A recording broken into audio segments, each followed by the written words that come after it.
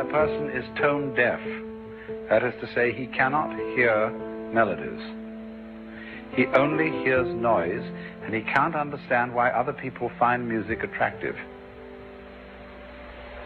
What is his deficiency? Where is he blind? His blindness is that he cannot hear relationships, or rather, in musical language, he doesn't hear intervals. If you are musically sensitive, what you hear in a melody is not a string of notes. You hear the steps between them. You recognize the major scale of C as ascending. Why do we think of that as up? What does it mean that one sound is higher than another? That's nonsense to a person who's tone deaf. There are just different sounds. There are boomy sounds and squeaky sounds, but they don't rise.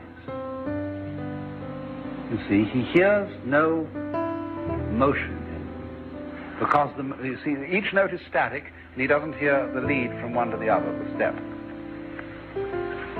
Also, a person who is a logical positive, this, is a tone-deaf philosopher. See? And you can't explain, there's nothing you can do to a tone-deaf person to explain how you hear music, just as there's absolutely no way of making a congenitally blind person understand color. Or we may find out one eventually when we find out a lot more about our senses.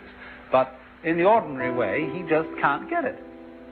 And so in exactly that same way, there are people who cannot get certain things. We say of such people, you know all the words, but you don't know the music.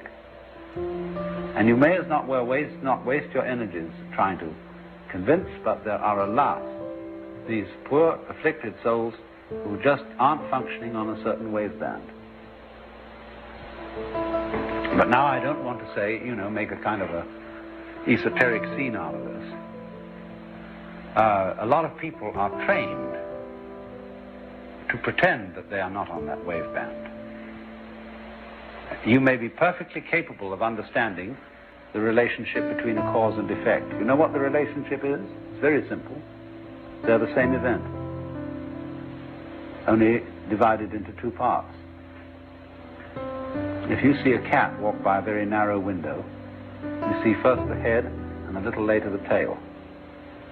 If you speak in cumbersome philosophical language, you're going to start talking about the event head being the cause of the event tail. Well, it's all one cat.